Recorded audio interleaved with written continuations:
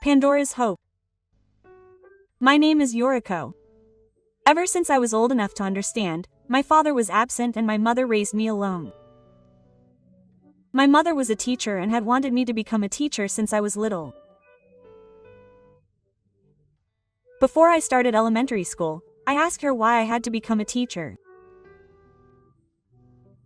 It's because being a teacher is the most honorable and respected job. My mother explained this to me with a gentle smile. There are many honorable professions in the world, such as being a doctor or a police officer, but everyone goes to school to learn important things. That's why being a school teacher is the most honorable and respected job, she said. I understood, and at the same time, I was deeply proud of my mother for having such an honorable job. I want to follow her example and become a great teacher. I still remember thinking that. Seeing my mother like that made me happy, and it made me happy too. As a child, I didn't realize how abnormal my environment was. Then I became an elementary school student and gradually began to feel uncomfortable with the environment I was in. When I looked around me, I didn't see anyone who had already decided on their future like me. Everyone else's dream was to work in a job related to their passions, such as a florist or a cake shop. I loved drawing and once said that I wanted to be a manga artist. At that time, my mother became hysterical and spent hours trying to convince me how wrong my thinking was. It would be a lie if I said that I didn't rebel against my mother at that time. However, I also believe that my goal of becoming a teacher was a noble and respectable one, unlike the childish dreams of my classmates. My mother said that I was a special person who was different from everyone else, and I thought so too. Looking back, I think I was just making fun of everyone around me and feeling superior. In this way, I continued to believe that my mother was right, and I continued to work hard to achieve my goal of becoming a teacher. The incident occurred some time after I entered my second year of junior high school. One day, when I came home from school, my mother, who was clearly angry at first glance, told me to sit down. "What's this?" My mother placed it on my desk. It was a notebook where I had drawn illustrations and comics. She said she had found it while cleaning my room. I liked drawing, and I also wanted to try drawing comics. I explained that I was trying to survive, and decided to tell her what I had been thinking about lately. I liked drawing, so I thought that being an art teacher would be a good idea. Of course not. What a useless art teacher. My exhausted mother tore up my notebooks, crumpling them and throwing them away. When she had torn them all up, she grabbed my shoulders and desperately pleaded with me. "You said you would become a great teacher. Were those words a lie?" "I'm sorry, Mom. I was wrong. Art is useless, and my desire to draw is meaningless." I couldn't accept it, but I tried to convince myself of it. While aiming to become a teacher, I also made an effort to become a great person to match it. I didn't care if people around me said I was too serious. So when I became a high school student and witnessed my classmate eating the C, it was only natural that I reported it to my homeroom teacher. When I went to the staff room after school to report it, my homeroom teacher, Mr. Sakurai, looked troubled.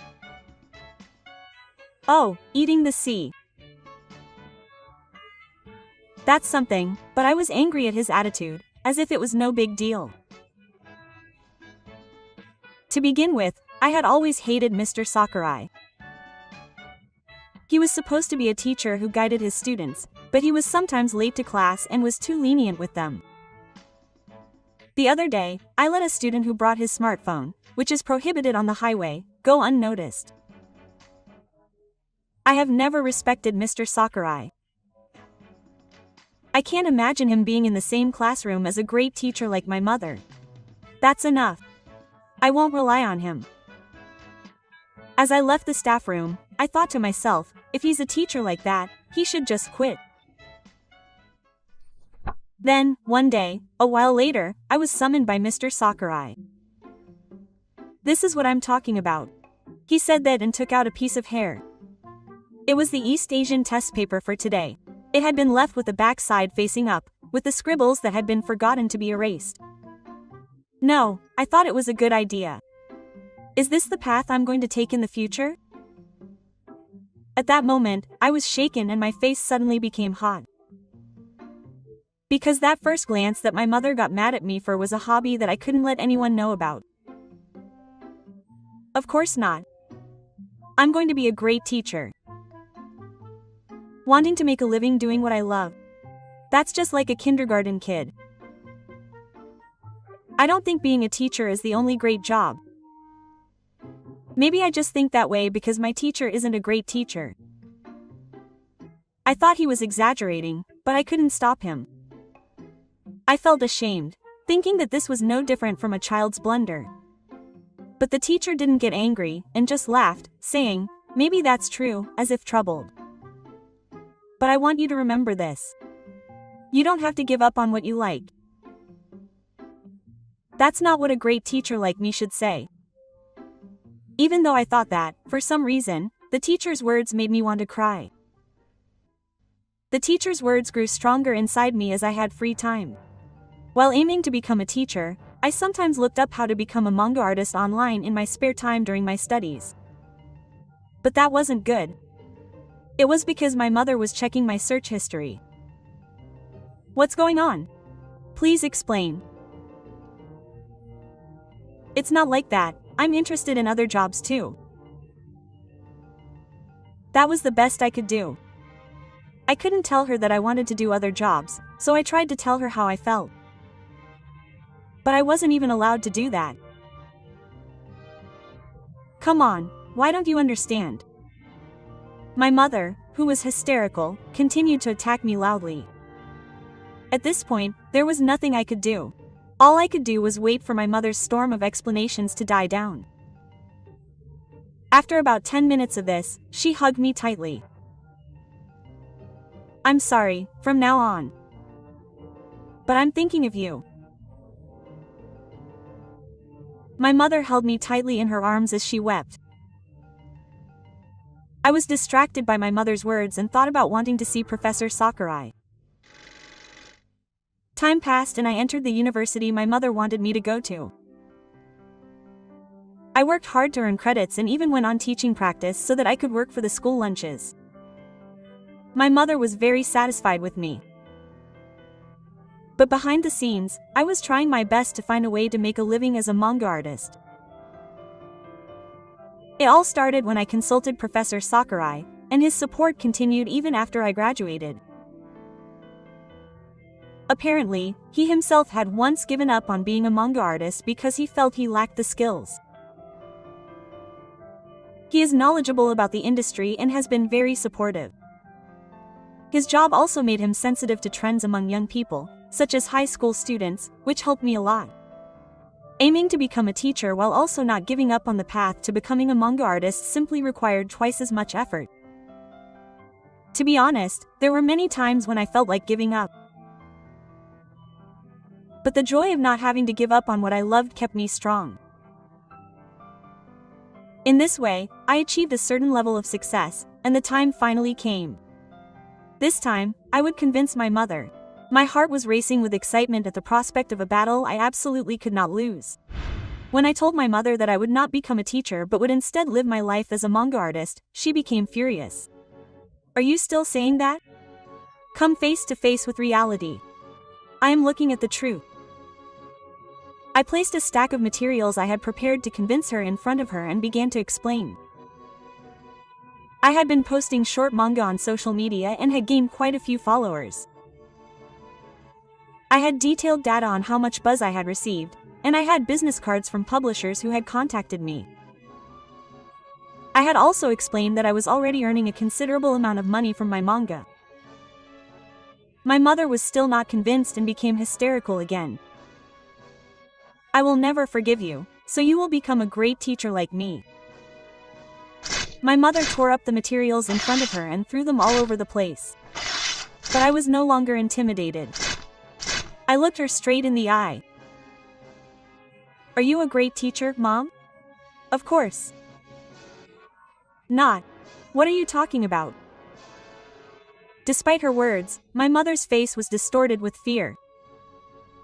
That was the moment when my mother's true face, which she had hidden from me for many years, burst out. It was during my teaching internship that I learned the truth about my mother. Surprisingly, there was a teacher at the school where I was doing my internship who had once worked at the same school as my mother. From what he had told me, I learned that everything my mother had said was a lie. Apparently, she had forced her own ideals and values on others, and instead of being respected, she had been disliked by her students and looked down upon by her colleagues.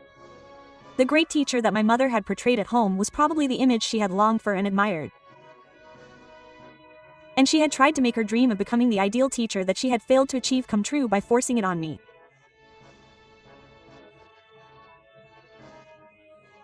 Having to go through all that, I almost lost my life. That's a lie. Everyone respects me, and they're the ones who lie. My mother is unfit to be a teacher. I'm unfit now. After muttering this, my mother wet herself and started crying loudly. The strong and scary mother who had told me that she was a great person and forced me to be like that was crying. It looked as if her heart had broken. But seeing my mother like that made me want to appear in the show. I cut ties with her and have never seen her again since I left home. About half a year later, I heard through the grapevine what had happened to my mother. Apparently, she had been seen wandering around the local area with a blank expression, looking like she had lost her sense of self. I thought she had completely broken down, having lost the means to save my reality. But it doesn't matter to me anymore. I refused to be a guarantor, and I don't know what happened after that. I took my first steps as a manga artist and am living a smooth life every day. It's an industry with drastic ups and downs, but that's what makes it so rewarding. However, when my editor calls me teacher, I feel a sense of irony, as I once aspired to be a teacher. Incidentally, I still keep in touch with Mr. Sakurai. I laughed when I heard him brag to his students that he raised me. But I think I can forgive him that much. After all, Mr. Sakurai is a respectable and excellent teacher.